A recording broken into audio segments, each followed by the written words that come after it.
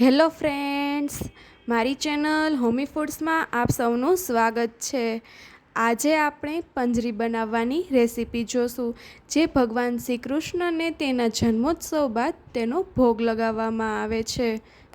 આ પંજરીનો ભોગ રામનવમી એ ભગવાન શ્રી રામને પણ ધરાવવામાં આવે છે। તો ચાલો આપણે પંજરી બનાવવાની શરૂઆત કરીએ। પંજરી બનાવવા માટે મેં અહીંયા ટોટલ 10 વસ્તુઓ લીધેલી છે, જેમાં અહીંયા મેં અડધો કપ જેટલા ધાણા લીધેલા છે। ત્યારબાદ અહીંયા મેં આ અડધી ચમચી જેટલી સુવા લીધેલા છે, તેમજ આ અડધી ચમચી જેટલું જીરું, અડધી ચમચીથી થોડી એવી વધારે વરિયાળી, અડધી ચમચી જેટલો અજમો, અડધી ચમચીનો પણ અડધો ભાગ એટલે કે 1/4 ટીસ્પૂન જેટલા તીખા લીધા છે।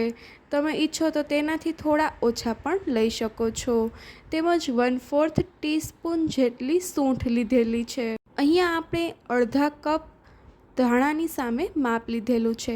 થોડું એવું ટોપરાનું ખમણ છીણીને લીધું છે, તેમજ થોડા ડ્રાયફ્રૂટ્સ કટિંગ કરીને લીધા છે, અને 1/4 કપ જેટલી સાકર લીધી છે। અહીંયા ભોગ ધરાવવાનો હોવાથી આપણે ગાંગડા સાકર જ લેવાની છે, જે ચોરસ આવે છે તે સાકર લેવાની નથી। તમે જો ખાવા માટે બનાવતા હોય તો તમે ખાંડ પણ લઈ શકો છો। હવે સૌપ્રથમ એક વાસણની અંદર આપણે ધાણાને શેકી લેશું। ધાણાનું પ્રમાણ વધારે હોવાથી સૌપ્રથમ આપણે શેકવા માટે ધાણા લેવાના છે। ધાણા થોડા એવા ગરમ થઈ જાય એટલે આપણે તેની અંદર જીરું જે તૈયાર કરીને રાખ્યું હતું તે તેમજ સુવાના એડ કરી દેશું।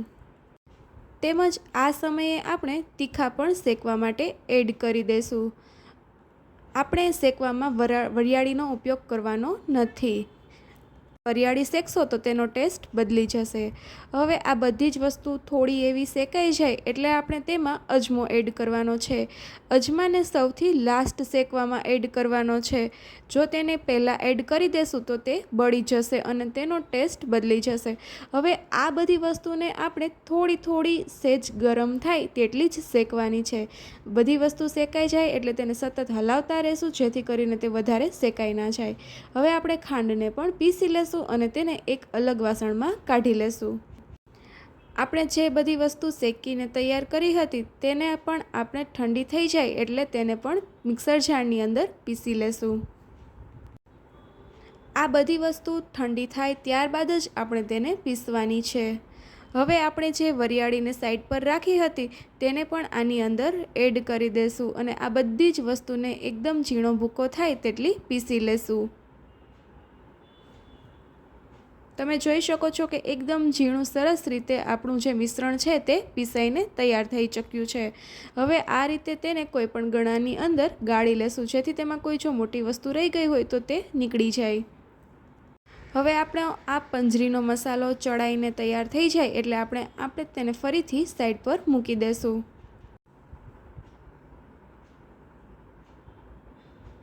તમે જોઈ શકો છો કે પંજરીનું મિશ્રણ એકદમ સરસ રીતે ચડાઈ ગયું છે। હવે આપણે આ પંજરીના મસાલાને સાઈડ પર કાઢી એક વાસણમાં કાઢીને મૂકી દેશું। હવે આપણે તે જ વાસણની અંદર 2 થી 3 ચમચી જેટલું ઘી ગરમ કરવા માટે મૂકીશું। અહીંયા આપણે પ્રસાદ ધરાવવાનો હોવાથી દેશી ઘી લીધેલું છે। હવે ઘી ગરમ થાય એટલે આપણે તેની અંદર ડ્રાયફ્રૂટ્સને થોડા સાતળી લેશું। ડ્રાયફ્રૂટ્સનો કલર થોડો ચેન્જ થવા લાગે એટલે આપણે ગેસની ફ્લેમ છે તેને બંધ કરી દેશું અને તેને સતત હલાવતા રહેશું, જેથી કરીને તે વ્યવસ્થિત પાકી જાય। હવે અહીંયા હું વાસણ ચેન્જ કરતી નથી। જો તમારા ડ્રાયફ્રૂટ્સ વધારે પડતા શેકાઈ જાય તો તમે તેને અલગ વાસણમાં કાઢી શકો છો। હવે આપણે આ વાસણ ઠંડુ થાય એટલે તેની અંદર જે પંજરીનું મિશ્રણ તૈયાર કરીને રાખ્યું હતું તેને એડ કરી દેશું।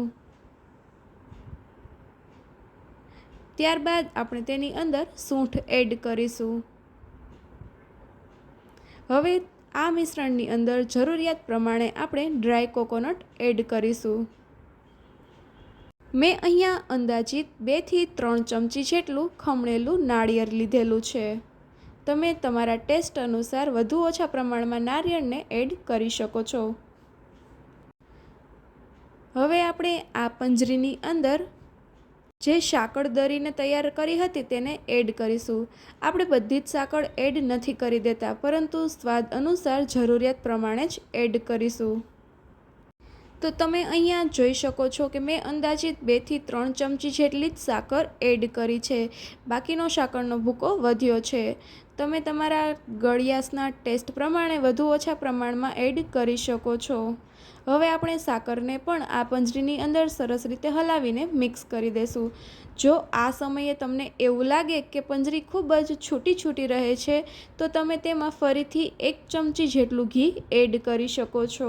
અને બધો મસાલો વ્યવસ્થિત મિક્સ ના થતો હોય તો તમે હાથનો ઉપયોગ કરીને પણ મસાલો સરસ રીતે મિક્સ કરી શકો છો. તો આપણી આ પંજરી ભગવાનને ભોગ લગાવવા માટે તૈયાર થઈ ચૂકી છે. જે વાસણમાં તમે ભોગ લગાવવા ઈચ્છતા હોય તેમાં તેને કાઢી લેશું અને તેની ઉપર એક તુલસીનું પાન મૂકી દેશું. શ્રી કૃષ્ણ ભગવાનનો ભોગ તુલસીના પાન વગર અધૂરો ગણાય છે, તેથી તુલસીનું પાન મૂકવાનું ભૂલતા નહીં. તો તમને મારી આ પંજરી બનાવવાની રેસીપી કેવી લાગી તે મને કમેન્ટ કરીને જરૂરથી જણાવજો. ને મારી ચેનલને સબસ્ક્રાઈબ ના કરી હોય તો ચેનલને સબસ્ક્રાઈબ કરી બાજુમાં આપેલા બેલ આઇકનને પણ પ્રેસ કરી દો, જેથી કરી મારા નવા વિડીયોની અપડેટ તમને મળતી રહે. Thank you.